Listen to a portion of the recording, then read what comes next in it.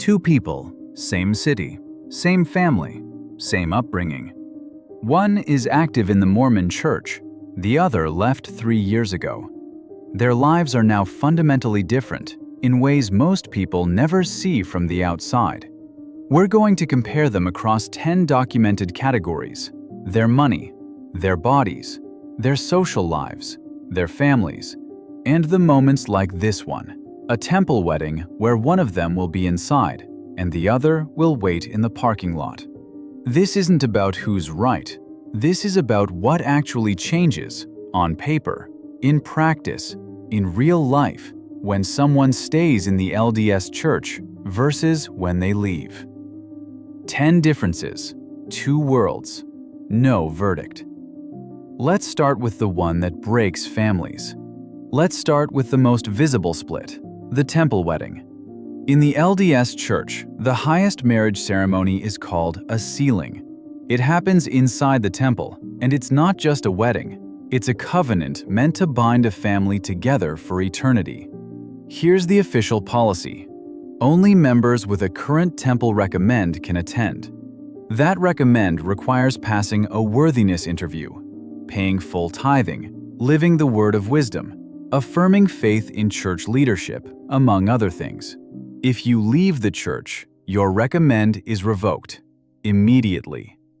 Active members explain it this way. The temple is the most sacred space in our faith. These ordinances are holy. Only those who've made and are keeping those covenants are spiritually prepared to witness them. It's not about exclusion. It's about the sacred nature of what happens inside. Ex-members describe it this way. Imagine raising a child for 25 years, paying for their education, being there for every moment of their life, and then standing in a parking lot while they make their most important commitment. The church says families are eternal, but the building that celebrates that eternity has a door you can't walk through. Both reactions are real. Both make sense from inside their framework. Some couples now choose a civil ceremony first so all family can attend, then get sealed in the temple. The church recently modified policies in some countries to reduce the waiting period between civil and temple marriage. But the cultural pressure to do temple first remains strong in many LDS communities. The exclusion from a wedding is emotional and visible, but there's another difference that shows up every single paycheck. Let's talk about tithing with a concrete example. A member earning $80,000 per year pays $8,000 annually, 10% of gross income, to the LDS Church. This is called tithing, and it's not optional if you want full participation. At your annual tithing settlement, the bishop asks directly, "Are you a full tithe payer?" If not, no temple recommend. No recommend means no temple. And that means no sealing ceremonies, no endowment, no full participation in the church's highest ordinances. Over 10 years, $80,000. Over 30 years of working life, $240,000. What the active member receives: access to a real welfare system. The LDS Church maintains warehouses with food and supplies. Bishops can provide rent assistance, grocery support, employment connections through member networks. The church's welfare program is one of the most extensive of any religious organization in the world. It's not symbolic. People in crisis receive real, substantial help. What the ex-member has instead: they keep that $8,000 per year, full financial autonomy. But they lose access to every part of that system. If crisis hits, they rely on government programs, secular nonprofits, or personal savings. Investigative reports from 2019 estimated LDS Church assets at over $100 billion, including Ensign Peak Advisors, a $100+ billion investment fund. The church states these reserves ensure long-term institutional stability and capacity to help members in need. The honest trade-off. Active members invest a significant portion of their income into a system that provides community security, institutional support, and, for believers, eternal blessings. Ex-members retain that income but operate without the institutional safety net that tithing funds. Both are rational choices within their respective frameworks. Money is calculable. What's harder to quantify is what happens to your social life the moment you leave. The LDS Church doesn't just offer theology, it offers infrastructure.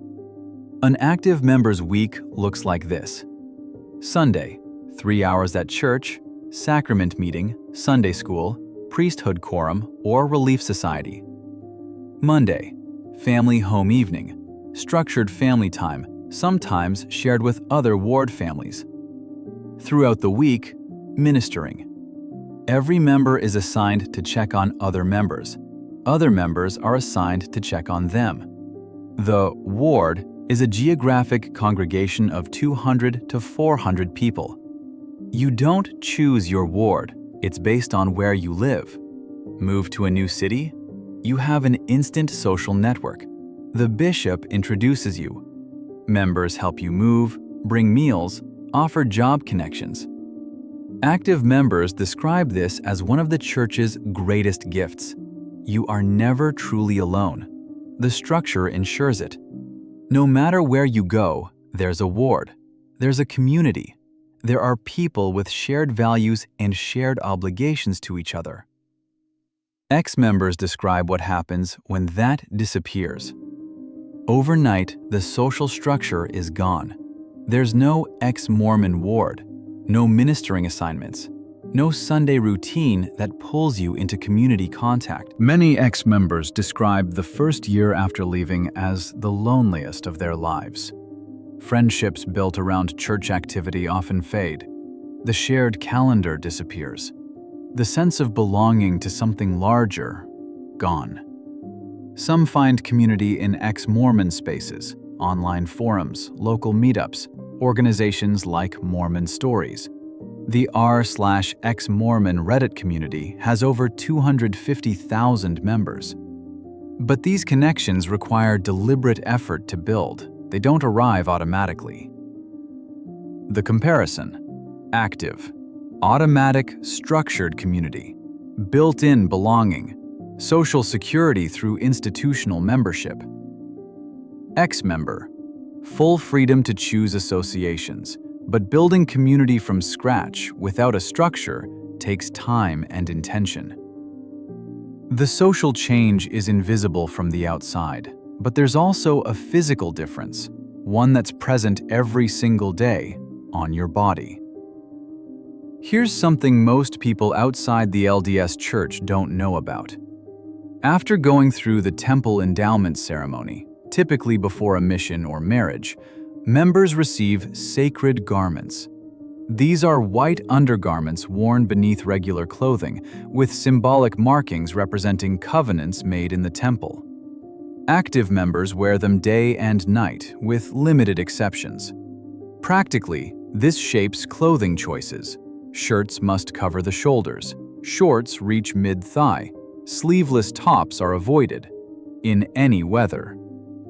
How active members describe garments: they're a constant physical reminder of the covenants I've made, a form of spiritual protection.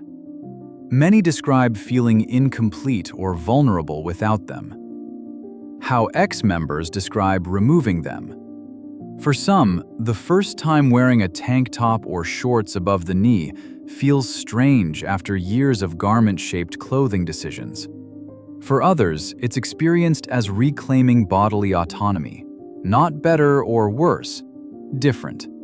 A physical marker of a changed relationship with the institution. The word of wisdom adds another layer. LDS Health Code prohibits coffee, tea, alcohol, and tobacco. For active members, this is a spiritual practice with documented community health benefits. Utah, a majority LDS state, consistently ranks among the lowest in the country for tobacco and alcohol use. For ex-members, the first cup of coffee becomes symbolic for many. Not about the caffeine, but about the moment when your body answers to your own choices rather than institutional guidelines. Same body, completely different experience of living in it. The physical differences are visible, but there's another difference that changes daily routines: what you're allowed to put in your body. The word of wisdom isn't just about health, it's a litmus test for obedience. What active members abstain from? Coffee, including decaf. Tea, specifically black and green tea, though herbal teas are acceptable. Alcohol, any amount for any reason. No toast with champagne at weddings. No wine for cooking. Tobacco, cigarettes, cigars, vaping. Recreational drugs. But here's what many people don't realize. Caffeinated soda is technically permitted. Mountain Dew? Fine. Energy drinks. Church leaders have said those are a personal decision, but a cup of green tea? Temple recommend revoked. The active member's perspective. This isn't arbitrary, it's a covenant. Following these guidelines demonstrates my willingness to obey God's commandments, even when they don't make perfect logical sense. Health benefits are secondary. The primary value is obedience and spiritual discipline. The ex-member's experience. For many, trying coffee or alcohol for the first time after leaving is both mundane and profound. The drink itself? Often disappointing. I gave up my temple recommend for this? But the act represents something larger. The right to make decisions about your own body without institutional permission. Some ex-members never drink coffee or alcohol. They simply want the choice to be theirs, not the church's. The documented effects. Utah has the lowest alcohol consumption per capita in the United States. It also has documented challenges with prescription painkiller abuse. Some researchers suggest that when socially acceptable substances are forbidden, people turn to medically prescribed alternatives. This difference shows up in daily life constantly. Coffee meetings, wine at dinner, a beer at a baseball game. For active members, these are non-options. For ex-members, they become choices. Substances are personal, but there's a structural difference that shapes who has power in your life, and it's about more than just the bishop. The LDS Church operates with a clear hierarchy of authority. Understanding this structure explains why leaving isn't just a personal decision. It's a break from an entire system of governance. The priesthood structure. Every worthy male member, age 12 and older, holds the priesthood. But authority flows from the top down in a precise chain. At the top, the prophet and president of the church. Only he holds all priesthood keys. Below him, the quorum of the 12 apostles. Then Area 70s. Then stake presidents, who oversee several congregations in a geographic area. Then bishops, who lead individual wards. Women lead auxiliary organizations, Relief Society for women, Primary for children, Young Women for girls. But these leaders serve under the bishop's direction. They do not hold priesthood keys. What this means for active members. Your bishop has authority over your spiritual standing. He conducts worthiness interviews. He decides if you're temple worthy. He counsels you on personal matters, marriage problems, financial struggles, moral questions. The stake president interviews you for temple recommends and has authority to convene church disciplinary councils for serious transgressions. This creates a spiritual safety net. Active members describe having leaders who care about their well-being, who check in on them, who provide guidance during crisis. What this means for ex-members, all of that authority, gone. No one has ecclesiastical power over you. No worthiness interviews. No leader who can tell you whether your choices are spiritually acceptable. For some, this is liberation, moral autonomy, the right to make decisions without institutional approval. For others, it's disorienting. Who do you turn to for spiritual guidance? Where's the structure? The comparison. Active members operate within a clear hierarchy. Someone is always responsible for your spiritual welfare. Someone always has answers. Ex-members answer to themselves, which means they also rely only on themselves. Authority determines who you answer to. But the epistemological split runs even deeper. It's about how each group decides what's true. This is where the divergence begins, and it explains everything else. The LDS Church uses a system called correlation. All official teaching materials are reviewed and approved by church leadership for doctrinal consistency. Members are encouraged to study church-approved sources, seek answers through prayer and scripture, and trust leadership sustained as prophets, seers, and revelators. The internal logic is coherent. If the church is led by prophets receiving revelation from God, then their guidance on what information is spiritually safe makes sense.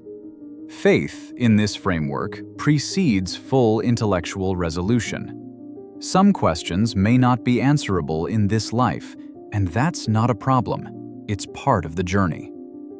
The church has also published gospel topics essays on its official website, addressing historical complexities, multiple accounts of Joseph Smith's first vision, the method of translating the Book of Mormon, the history of plural marriage.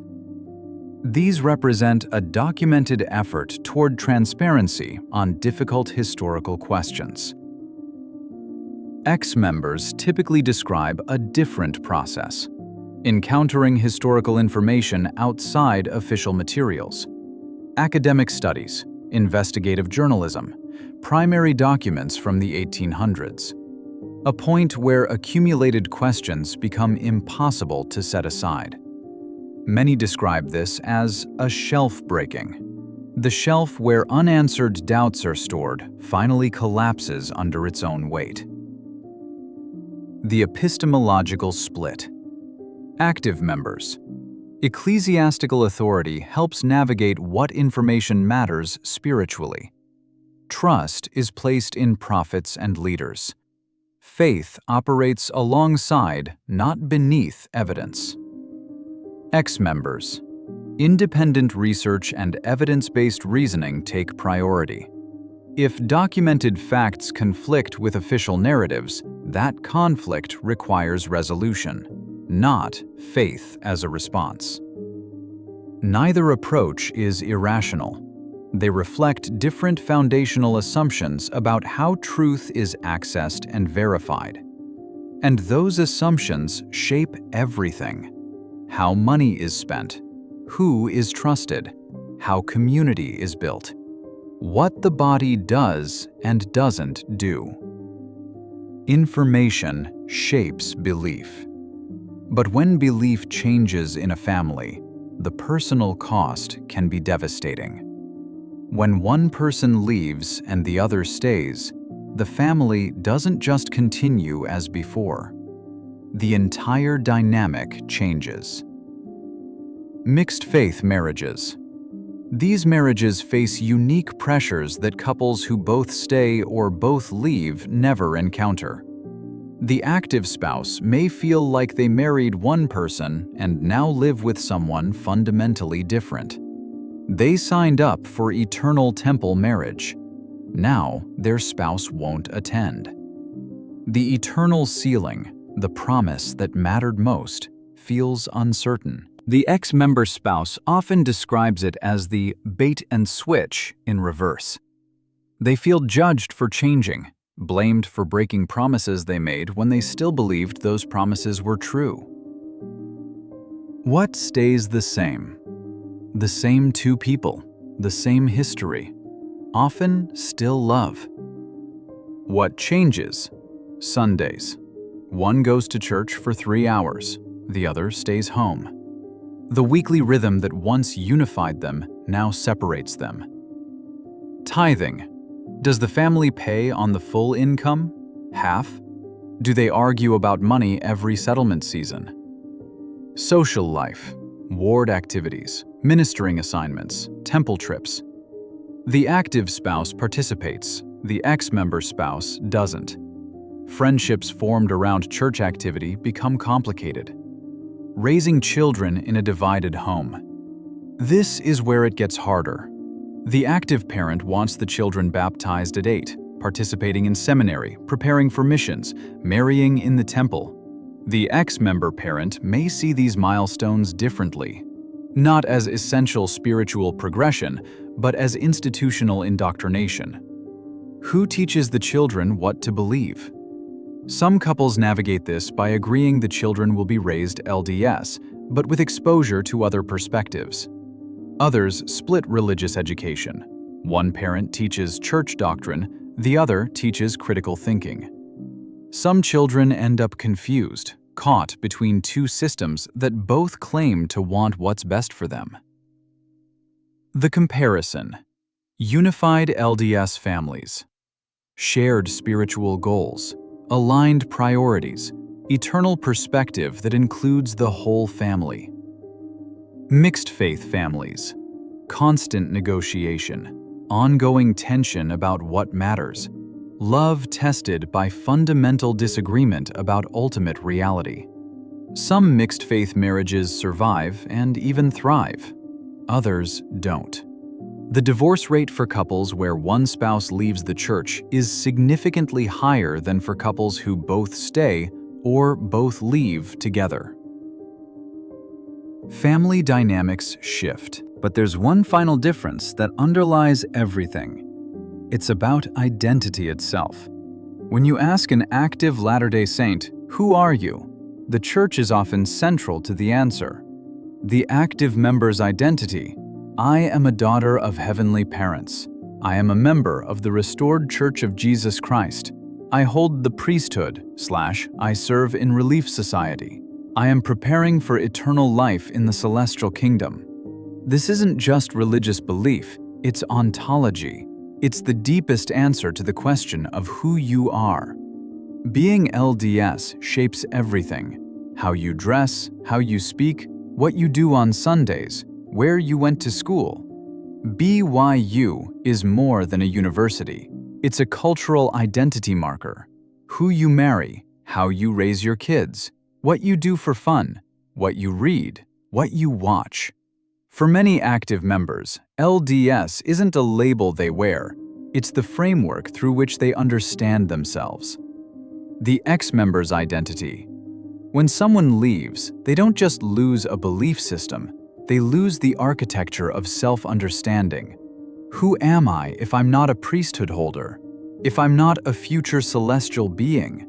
If my purpose isn't preparing for eternity? Some ex-members describe the first year after leaving as an identity crisis. Everything that defined them is gone. They have to rebuild from scratch. What they build instead. Some find identity in what they left. They become ex-Mormon. The leaving itself becomes central to who they are. r/ex-Mormon. Podcasts, support groups, communities built around shared departure. Others deliberately move away from any religious identity. They become secular, humanist, spiritual but not religious, or they join other faith traditions entirely. Some find identity in what they discovered: intellectual freedom, authenticity, self-determination. I am someone who asks questions. I am someone who makes my own meaning. The comparison. Active members. Identity given by the institution. Clear roles. Defined purpose. Eternal significance. Ex-members. Identity chosen individually. Self-authored meaning. Freedom to redefine who they are, but the responsibility to do that work themselves. Both are coherent ways of being human. One is structured, one is open. Neither is objectively superior. Identity is the foundation, and from that foundation, everything else follows. The certainty or the autonomy, the structure or the freedom. After looking at all 10 differences, a clear pattern emerges. Active Latter-day Saints operate within a system that provides certainty, a prophet who speaks for God, a defined moral framework, a clear plan for eternal progression, premortal life, mortality, spirit world, resurrection, degrees of glory. Answers to life's biggest questions. Why am I here? What happens when I die? Will I see my family again? That certainty provides something profound. In a world of chaos and ambiguity, the Church offers structure. Death isn't an ending. Families can be eternal. Suffering has purpose. The path is clear. The cost? Obedience. The system works if you follow it. Serious deviation risks community, recommend, and sometimes family relationships. Ex-members trade certainty for autonomy. No institutional authority defining truth. Moral frameworks built through personal reflection. A self-directed philosophical journey with no guaranteed community at the other end. That autonomy provides something equally real: the freedom to explore ideas without spiritual consequence, to make decisions aligned with personal values rather than institutional requirements. The cost? Uncertainty. No guaranteed answers. No eternal family covenant. The responsibility for meaning falls entirely on the individual. Both systems address the same human needs: connection, purpose, answers to death and suffering, belonging. One says, these needs are met through revealed truth and communal covenant. The other says, these needs are met through authentic self-determination and independent search. Neither framework is objectively correct. They're different architectures for navigating human existence. Here are the 10 documented differences. Temple access. Inside the wedding versus parking lot outside. Finances. $8,000 per year given to the institution versus kept personally. Community. Automatic structured belonging versus built from scratch. Clothing. Regulated by garments versus personal choice. Substances. No coffee/tea/alcohol versus unrestricted choice. Authority. Hierarchical priesthood structure versus personal autonomy. Information. Correlated sources versus independent research. Family dynamics. Unified spiritual goals versus negotiated differences. Identity. Institutionally defined versus self-determined.